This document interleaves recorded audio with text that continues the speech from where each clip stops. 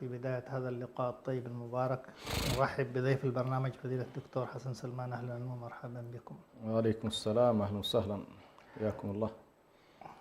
حياكم الله المشاهدين والمشاهدات الكرام. سبق وأن قدمنا حلقة عن موضوع النقد والنصح كيف يكون في الإسلام، ومن خلال تلك الحلقة تعرضنا إلى تعريف مفهوم النقد والنصح، وبعد المقدمات في هذا الموضوع الهام في لقائنا هذا إن شاء الله نواصل ما انقطع من حديث حول هذا الموضوع. فضيلة الشيخ، كيف يمكن للإنسان أن يقدم نصحا إيجابيا نافعا ويكون هذا النصح بعيدا عن التجريح وبعيدا عن أذى من يعني ينصح أو ينقد؟ بارك الله فيكم. بسم الله الرحمن الرحيم، الحمد لله رب العالمين، والصلاة والسلام على رسول الله الأمين وعلى آله وصحبه أجمعين، أما بعد. في البدء لا بد من التأكيد ونحن نتكلم عن قضية النقد بأن هذه المفردة هي تندرج ضمن أصل عظيم، وهو أصل الأمر بالمعروف والنهي عن المنكر والنصيحة نعم. في دين الله سبحانه وتعالى. ولا تخفى على المستمع نصوص الأمر بالمعروف والنهي عن المنكر كما في قوله تبارك وتعالى: ولتكن منكم أمة يدعون إلى الخير ويأمرون بالمعروف وينهون عن المنكر وأولئك هم المفلحون. وقول الله تبارك وتعالى: كنتم خير أمة أخرجت للناس تأمرون بالمعروف وتنهون عن المنكر وتؤمنون بالله. وقول النبي صلى الله عليه وآله وسلم: من رأى منكم منكرا فليغيره بيده، فإن لم يستطع فبلسانه، فإن لم يستطع فبقلبه، وذلك أضعف الإيمان.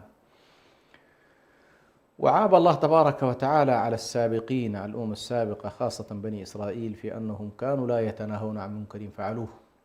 ولذلك هذه الأمة من أعظم ما اتصفت به أنها أمة آمرة بالمعروف ناهية عن المنكر.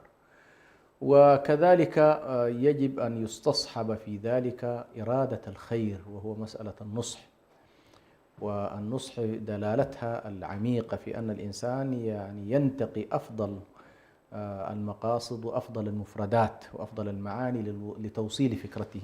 نعم. حتى لأن المقصود منها ليس مسألة إنه والله هو انتصار على الآخر بقدر ما هو انتصار للحق وابتقاء وجه الله سبحانه وتعالى.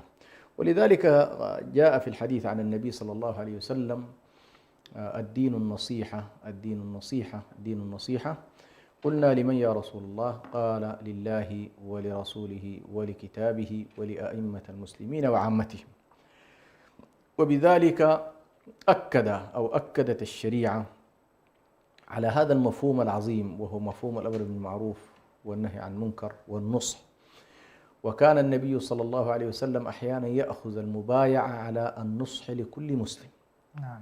فالموضوع كبير، موضوع عظيم، موضوع الأمر بالمعروف والنهي عن المنكر والنصح لدين الله سبحانه وتعالى.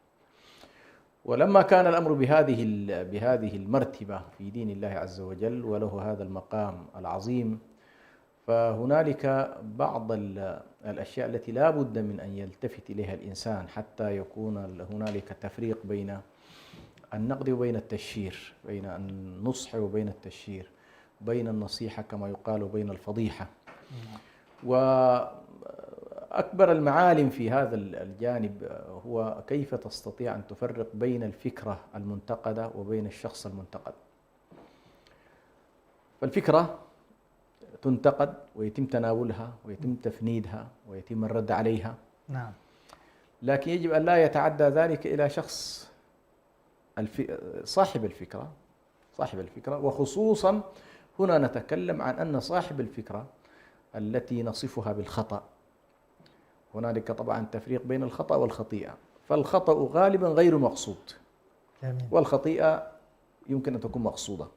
نعم. ففرق بين أن يكون شخص اتسم بالخطيئة وتعمد الخطأ وتعمد مخالفة الرسول عليه الصلاة والسلام، كما قال الله سبحانه وتعالى: فليحذر الذين يخالفون عن أمره أن تصيبهم فتنة ويصيبهم عذاب أليم. وآيات أخرى تحذر كذلك مخالفة النبي صلى الله عليه وسلم. وبين شخص مقصوده هو السير مع الدليل، ومقصوده كذلك طاعة الله وطاعة رسوله، ولكنه مع ذلك أخطأ. وهنا لا بد من أن نفرق بين هذين الأمرين. فالذي يكون مقصوده هو ما أراده الله واتباع النبي صلى الله عليه وسلم، هذا طريقة التعامل معه مختلفة اختلاف كبير جدا عن شخص آخر متلبس أصلا بالجريمة وهو مخالف لأمر الله ومخالف لأمر رسوله ويريد كذلك أن يفارق أمر الله وأمر رسوله عليه الصلاة والسلام. وهذه المسألة في قضية التفريق اللي هي أهم ضابط فيها زي ما ذكرت قبل ذلك هو موضوع التثبت أولا، والبينة والدليل ثانيا، والإنصاف ثالثا. هذه تقريبا 3 أشياء لا بد من مراعاتها كأركان أساسية في موضوع ما نسميه نحن الآن بالنقد البناء أو النقد المحمود الذي يثمر طبيعة الحال. فالتثبت معظم أو كثير ممن ينتقد الناس أحيانا تجده سبحان الله لم يتثبت ابتداء من القول المنتقد. نعم. وهذه مسألة مهمة جدا. يا أيها الذين آمنوا إن جاءكم فاسق بنبأ فتبينوا. قضية التبين والتثبت أيضا قراءة أخرى فتثبتوا. لأنك إذا لم تكن الفكرة المنتقدة صحيحة فلا معنى لنقدها أصلا، لأنك أنت تجني على من تنتقد وبالتالي تحمله ما لم يقل، وهذا قد يدخل في البهتان وقد يدخل في الكذب على الناس وقد يدخل في أشياء كثيرة جدا. فلا بد من هذه النقطة الأولى، المحور الأول ومحور التثبت، وخصوصا في الواقع الذي نحن فيه. نحن الآن تقريبا في الوسائط، وصارت كثير من المواقع تستخدم اليوم تقريبا الذكاء الاصطناعي الذي بلغ حد كبير جدا في التزوير، ويمكن أن يؤتى بصورة الشخص ويلبس كلام، ويمكن أن يأتوا بصوت هذا الإنسان حتى لا يكاد الشخص نفسه هو يشاهد صورته ويشاهد صوته يقول والله هل فعلا هذا متى قلت هذا الكلام؟ لذلك نحن بحاجة بالذات في زماننا هذا إلى هذه القاعدة الكبيرة جدا، قاعدة التثبت، قاعدة التبين. يا أيها الذين آمنوا إن جاءكم فاسق بنبأ فتبينوا فتثبتوا. هذه القاعدة الأولى. القاعدة الثانية أن يكون الانتقاد كذلك بعدل وإنصاف. وأن تقيم على هذا العدل. المسألة الثالثة أن تقيم عليه البينات. ومسألة العدل والإنصاف هي مرادة أيضا بحيث لا يتم تجاوز نقد الفكرة إلى نقد أو إلى التعدي على الشخصية. يعني مثلا اليوم وأنا أجهز في البرنامج شاب يعني أو خلينا نقول مبتدئ في العلم، وإذا به ينتقد شخصية علمية كبيرة من كبار علماء الإسلام في هذا العصر مثلا رحمه الله توفي، لكن لأنه تناول مسألة فقهية ويرى هذا الطالب بأن هذا الشيخ ليس بفقيه ويتهمه في علمه ويتهمه في فقهه، وبل وصل إلى أن يتهمه في عقله ويصفه بالحمق. لاحظ هذه كلها الآن لا علاقة لها بالخلاف خلاف العلمي. فأنا الآن كمستمع مثلا أنا معه في قضية نقد الشيخ في الفكرة، وقد أكون حاسس إن والله النقد العلمي هنا مطلوب، الشيخ أخطأ، نعم أخطأ، لكن أن يتم الإسقاط والتجهيل والوصف بالحمق والوصف بالسفه وإسقاطه بالكلية وكأنه لم يقدم للإسلام والمسلمين شيء، هذه مباشرة تدخل معنا في في الظلم والعياذ بالله. وقد خاب من حمل ظلمه، خاب من حمل ظلمه. فلذلك هذه الثلاثية إذا ما توفرت يمكن أن نقول بأن أركان النقد الصحيح إن شاء الله تتوفر: بينات وبراهين، تثبت، عدل وإنصاف. هذه لا بد أن تكون حاضرة معنا إن شاء الله في العملية بتاعت النقد كلها. بارك الله فيكم فضيلة الشيخ على هذا التأصيل وهذا الكلام اللي حقيقة ينبغي أن يكون حاضر والإنسان يخوض في هذا الموضوع. فضيلة الشيخ كناحية ثقافية وكناحية تأصيلية حقيقة يعني موضوع النقد يعني يستنفر منه يعني كثير، إما يعني يقول هيئات أو جماعات أو كذلك أشخاص. وكان المقولة التي يعني نستحضرها هنا لا تعترض فتنطرد، يعني بعض الناس يمارس ممكن هذا المفهوم بشكله السلبي.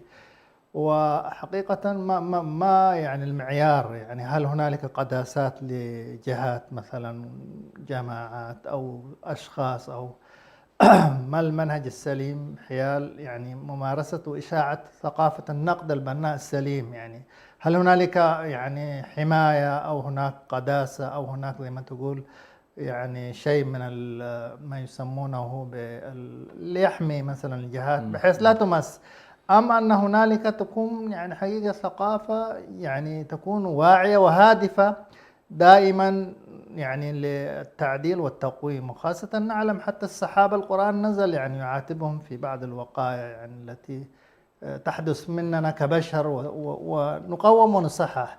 لعل هذا المحور يحتاج منكم إلى حقيقة بيان واضح. جزاكم الله خير. الله يجزيك الخير، هذا سؤال مهم. نعم.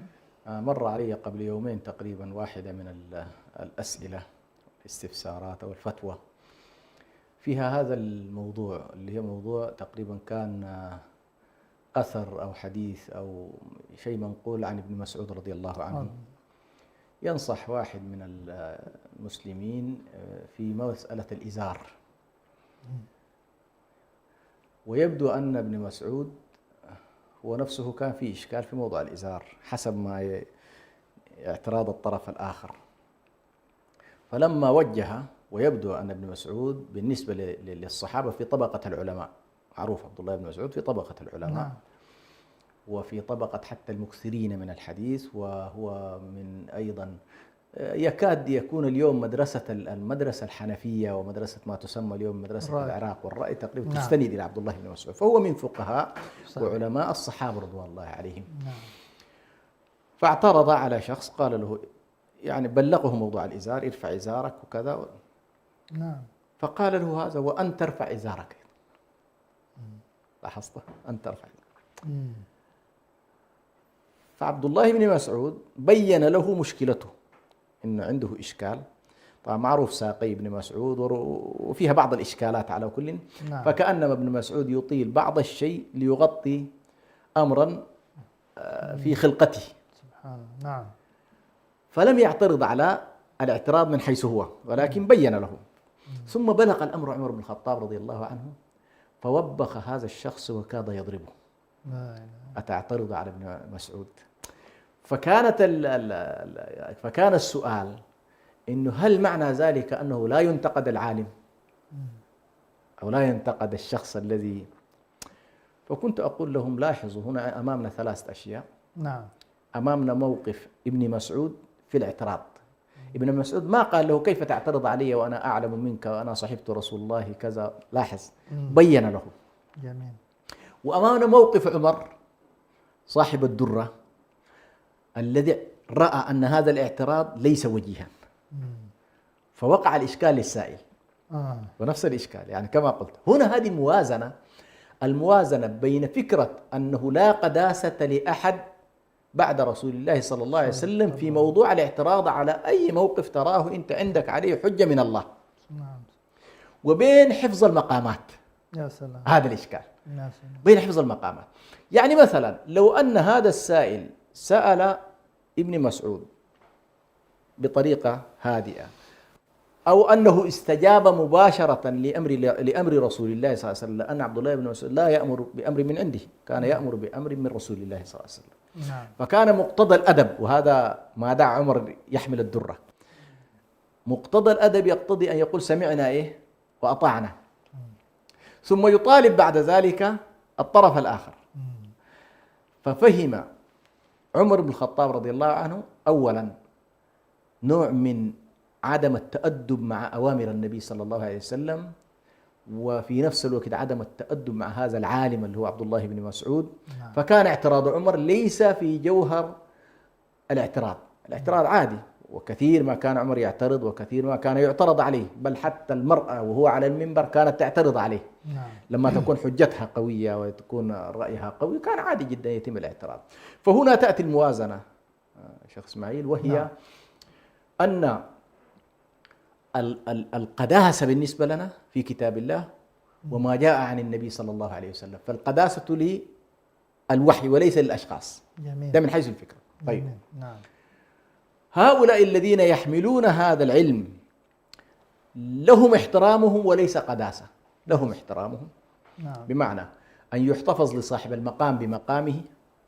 جميل. عند السؤال وعند تلقي العلم وعند حتى محاولة الانتقاد أو محاولة الاستفسار. نعم. إذا ذهبنا إلى منطقة الرد العلمي فلا بد من التكافؤ. جميل. يعني لا يعقل إنه والله شخص مثلا مجتهد مطلق ينقد من شخص إلى الآن لم يحصل على شيء من أدوات المعرفة والعلم، إلا في قضية واضح فيها الدليل الشرعي، هذه قضية. لكن أتكلم هنا عن المسائل التي تحتاج إلى عمق وتحتاج إلى تفكير وتحتاج إلى تدبر وتحتاج إلى معرفة الآراء. هذه تحتاج إلى أن الذي ينتقد، يعني مثلا الذي يريد اليوم أن ينتقد شيخ الإسلام ابن تيمية يمتلك أدوات حتى تنتقد. الذي ينتقد الإمام مالك، الإمام أبو حنيفة، الإمام الشافعي، لابد أن تمتلك أدوات تؤهلك لأن تكون ناقدا له، إلا كما قلت في حالة أن يكون والله نص شرعي لم يبلغ هذا الإمام أو كذا، يمكن هذه المسألة يكون فيها. لكن نستطيع أن نقول بأن الضابط في هذا الموضوع أن القداسة للوحي المنزل من الله والمبلغ من رسول الله صلى الله عليه وسلم، وحفظ المقام لأهل المقامات. حفظ المقام لأهل المقامات، فعندما يتم الاعتراض عليهم أو يتم الاستفسار منهم يكون بنوع من إيه؟ من الأدب الذي يليق بمقام الطالب مع شيخه وطالب. ولذلك لا نريد حقيقة أن يتحول طلبة العلم مثلا وهم يتلقون الدرس العلمي ويتلقون عموما العلوم اليوم الشرعية أن يتحولوا كما هي الحالة التي ربما تروج لها بعض المجموعات الطرقية أو الصوفية، بأن والله يكون بين يدي شيخك كما يكون الميت بين يدي مغسله. لا، ليست كذلك، هذه ليست هي الصورة المطلوبة. فأنت على كل مطالب بأن تعرف الله يقول هاتوا برهانكم إن كنتم صادقين، إلا إذا اعتبرنا بأنه هنا طبعا يلزمنا أن نقول بأن الناس ثلاثة مستويات في موضوع العلم الشرعي. المستوى الأول هو مستوى العلماء والمجتهدين وأهل التفوق في هذا المجال. هؤلاء بطبيعة الحال ينظرون في الدليل الشرعي وما أدى إليه اجتهادهم سيعملون به. جميل. هذا المستوى الأول. المستوى الثاني سماه ابن عبد البر المتبع وليس المجتهد. المتبع عنده القدرة للنظر في أقوال العلماء، يعني مثل كثير من طلبة العلم الذين نالوا حظا من العلم الشرعي، درس أصول فقه، درس فقه مقارن، درس على يد مشايخ، بحيث صار عنده ملكة إلى حد ما يستطيع أن يتدبر في أقوال المذاهب وأقوال العلماء ليحاول أن يرجح أو يحاول أن يختار. وهذا المستوى الثاني.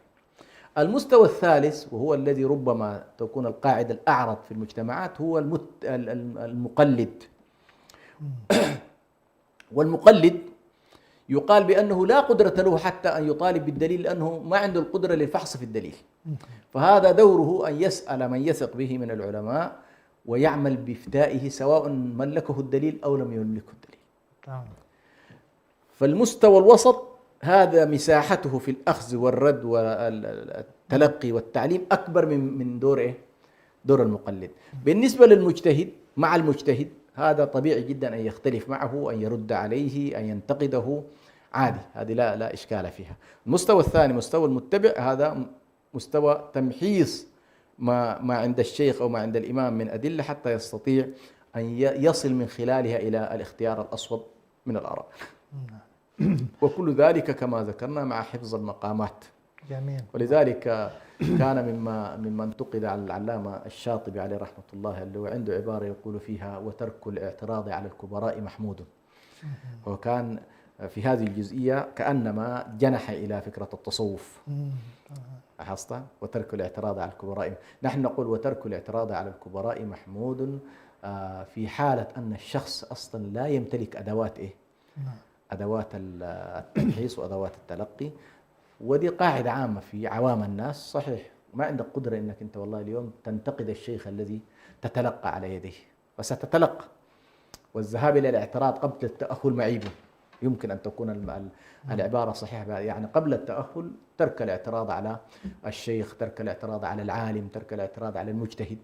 ونحن إذا كنا نتكلم الآن عن الشيخ الذي تتلقى عنه، فكيف بكبار العلماء الذين هم أئمة الإسلام والجبال الراسخة التي تعتبر اليوم أعمدة لهذا الدين كالإمام أبو حنيفة والشافعي ومالك وأحمد بن حنبل، هؤلاء الذين يعتبروا مراجع الفقه في هذا الدين العظيم، وبآرائهم تكاد تجتمع الملة الإسلامية. بارك الله فيكم فضيلة الشيخ على هذا التوضيح، بارك الله فيكم، جزاكم الله خير. لعل أيضا في سياق هذا الحديث أن نعرج فضيلة الشيخ على موضوع يعني ضمن يعني حفظ المقامات ممكن أن يدخل، وهو موضوع الآداب المرعية، يعني في يعني كآداب ينبغي أن ينتبه لها يعني الناصح أو الناقد نقول. كذلك من ينتقد يعني أيضا، يعني الآن بالذات يعني الوسائل قد أتيحت، والإنسان قد يرده، خاصة من أهل الفضل والمكانة، ربما يعني منكم أو من غيركم قد يكون يعني له حضور، فتشاهدون ما يأتي من نقد على الإنسان، بعده قد يكون صواب، وكثير منه ربما يعني يأتي إلى أساليب غير حميدة يعني. فكيف يقابل هذا المنقود؟ هذا أيضا يهمنا أن نتعرف عليه. جزاكم الله خير. حقيقة أول من خلال التجربة يعني مع المشايخ ومع أهل العلم، كثيرا ما سبحان الله أحيانا ترى شخص أعلم منك وأعرف منك وأفقه منك يخطئ خطأ واضحا. نعم. يخطئ صحيح. وقد تندفع أنت أحيانا بشهوة خفية، وأحيانا بإرادة حقيقية للإصلاح بالرد. يمكن هذه المسألة تحصل معي كثيرا. يعني واحدة من المرات مثلا كتبت رد في حدود 8-7 صفحات على شيخ فاضل أجله واحترمه، وفي مسألة كنت أحس أنه والله هذه من المسائل التي لي فيها بعض الشيء بحكم التخصص في مجال السياسة الشرعية. ثم سبحان الله رأيت بأن التواصل المباشر، ونحن في مجموعات مع بعض، جميل، قد يكون أنفع وأفيد من الإخراج مثلا ما لدي في هذه المسألة ويدخل فيها ما يدخل. فسبحان الله من خلال التحاور، وكان حوار مفتوح في مجموعة، توصلنا إلى أن كل ما كنت أريده تبناه هذا الشخص، وأخرج به بعد ذلك تصحيح لموقفه. جميل. فلاحظ هنا سبحان الله بعيدا أنه الآن لم تكن أنت، وكانت لحظتها دخل فيها كما يقال نوع من حملة إسقاط للشخصية هذه، له خصومه وله كذا. فهذه المسألة، فأنا قصدي النقطة الأولى التي لا بد أن تراعى في موضوع النقد، واحدة من الآداب أول شيء الإخلاص وصدق النية. جميل. يعني هل والله أنت تريد بهذا النقد وجه الله أم تريد به إبراز الذات؟ وكما يقال الخيط رفيع بين الدعوة إلى الله والدعوة إلى الذات، وبين النقد في سبيل الله والنقد في سبيل الشهرة، وبين التشهير وبين الإخلاص في أنك أنت تريد أن تصح. هذه المسألة على كل مسألة نيات. طبعا من الصعب جدا أن نقول والله فلان ما أراد بنقده وجه الله، لا معاذ الله، لا نقول ذلك. الأصل أنك أنت تفترض في الناس ينتقد، لكن من خلال الكلمات تظهر لك أحيانا من فلتات الألسن يتبين لك أنه والله صاحب النقد هل فعلا قادر يوازن بين نقد الشخص، نقد الفكرة، والحفاظ على مقام الشخص، أم المحاولة هي محاولة إسقاط الشخص. فإذا رأيته يتجه في اتجاه إسقاط الشخصية وإسقاط علم الشخص، وللأسف الشديد هذه الفترة الأخيرة يمكن رأينا تصنيفات وإشكالات والقفز إلى الإعلان قبل ومتاح هذا التواصل اليوم متاح. سبحان الله. فالنقطة الأولى مسألة الإخلاص هو النية. جميل. إنما الأعمال بالنيات، بينك وبين الله ماذا تريد؟ هل فعلا تريد الإصلاح؟ هل تريد أن والله الشخص يصحح ما لديه؟ هل تريد خدمة الحقيقة؟ أم تريد والله الترند كما يقولون؟ هل والله بعض الناس يشعر بأنه وجد فرصة في أنه والله لماذا لا ينتقد فلان فيطلع يطلع الترند على طول، مش كده؟ وتشتغل العدادات على شهرة الآخر. على الآخر للأسف الشديد. فهذه واحدة منهم. النقطة الثانية يمكن أنا ذكرتها، والثالثة والرابعة اللي هو موضوع التثبت. أدب من الآداب. جميل. موضوع العدل أدب من الآداب. موضوع كذلك الدليل والبرهان فيما تقدم من نقد.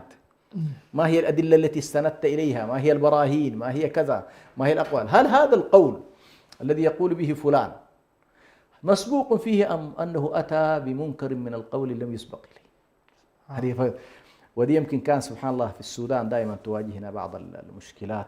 بعض الإخوة تجد شخص يقول بقول مرجوح، وهذا القول تصور مرجوح، لكن قال به أبو ثور، وقال به الطبري، وقالت به مجموعات من المذاهب. يعني له إمام فيما له إمام. لكن أنا عندي شخصي مثلا هذا القول مرجوح أو ليس. نعم. فإذا ببعض الشباب الذين لم يطلعوا على الأمر يتعاملوا مع الشخص وكأنه أتى بما هو ناقض للإجماع، سبحان الله. فيعتمد على فكرة الإجماع. أقول لهم تعرفوا خطورة هذا الاتجاه، أن أقوى الأدلة التي عندك دائما موضوع الإجماع. إذا قالوا إنه والله هذا معلوم من الدين بالضرورة أو هذا مجمع عليه صعب تناقش، مش كده؟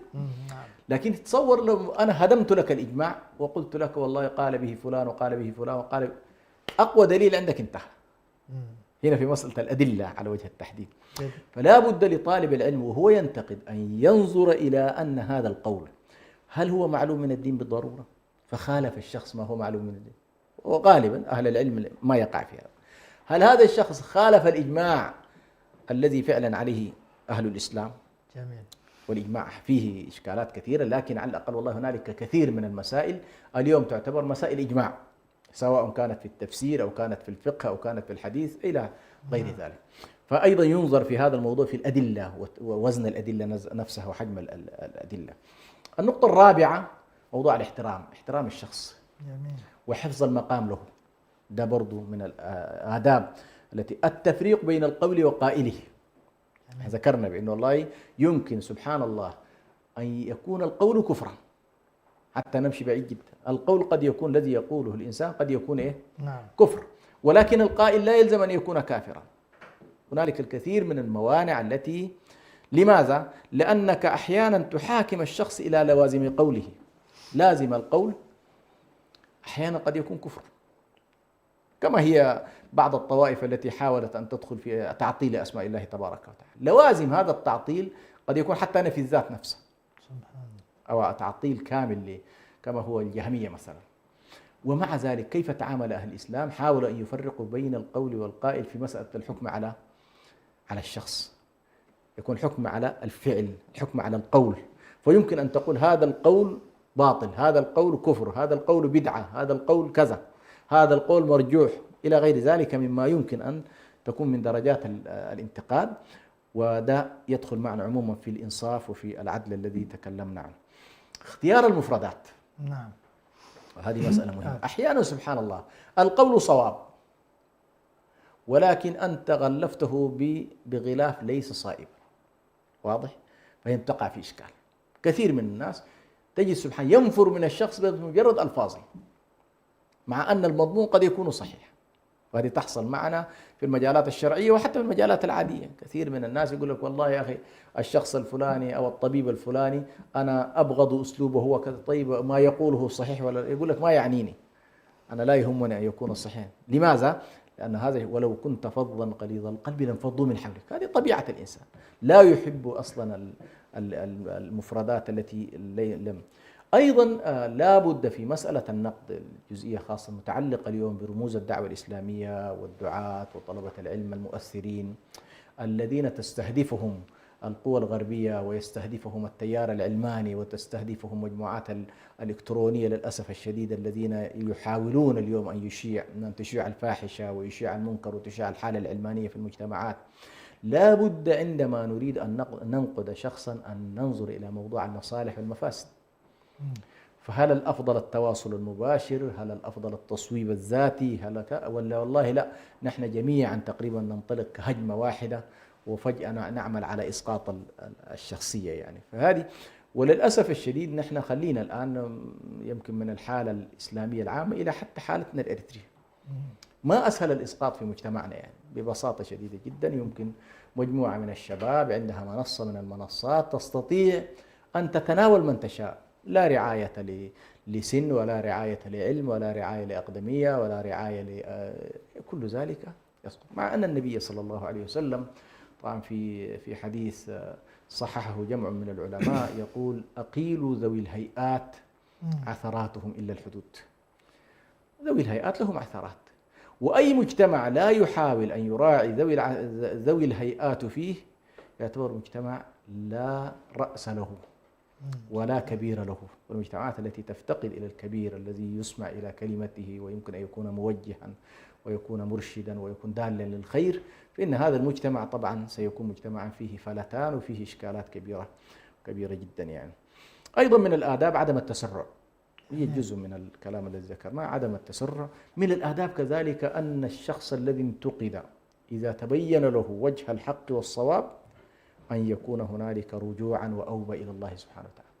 وهذه سبحان الله كثيرا ما رأيناها في علمائنا ومن عاصرناهم، تجد أحيانا ردود فيما بينهم، تجد أحيانا الرجوع عن قضية قالها. ولو تتبعت عدد من العلماء الذين أكثروا في التأليف مثلا في واقعنا المعاصر وفي التاريخ القديم، تجدهم يتراجعون عن كثير من الأقوال التي قالوها في فترة من فترات، سواء كان رأيا فقهيا أو قولا حديثيا أو تصحيحا لحديث أو تضعيف لحديث، تجد يحصل فيها نوع من التراجع.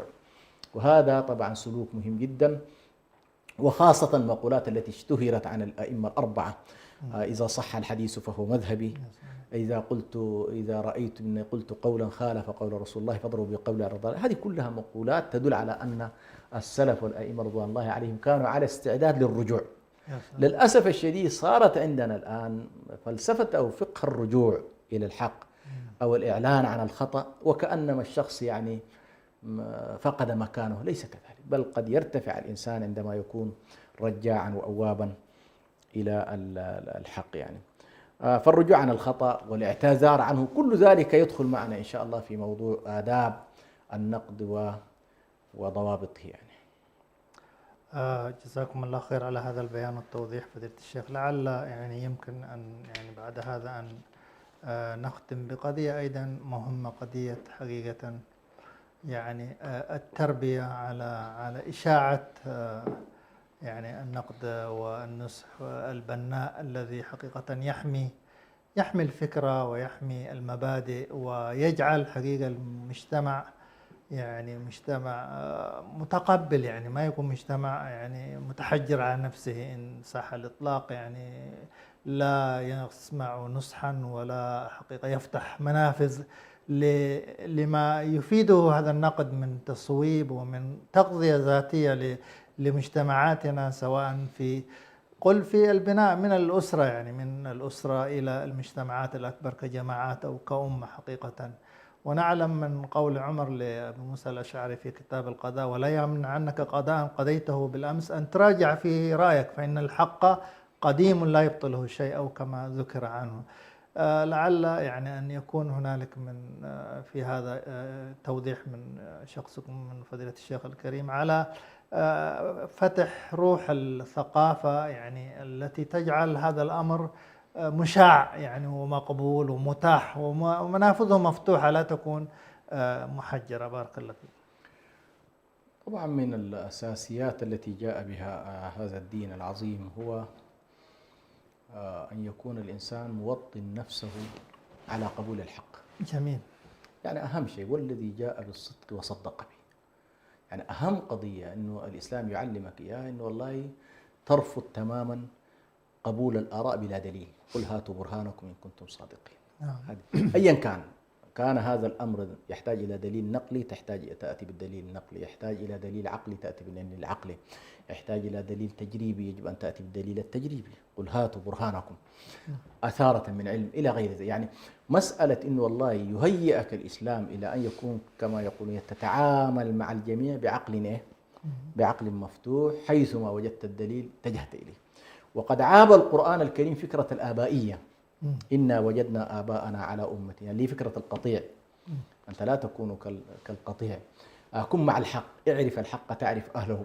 وبالتالي سبحان الله يعني كلما تعززت في المجتمع المسلم فكرة الدوران مع الدليل والدوران مع الحق والدوران مع الصواب، جميل. والدوران حيثما يكون المنطق الصحيح، فإن المجتمع لن يصطفف اصطفافات جاهلية. اصطفافات الجاهلية كثيرة، اصطفافات جاهلية مذهبية، اصطفافات جاهلية قبلية، اصطفافات جاهلية قبلية جهوية إلى غيره. فالاصطفافات ما أكثرها اليوم، حتى أحيانا تصطف اليوم الناس أحيانا نقابيا كما يقول، صف الأطباء مع الأطباء والمحامين، هذه كلها اصطفافات.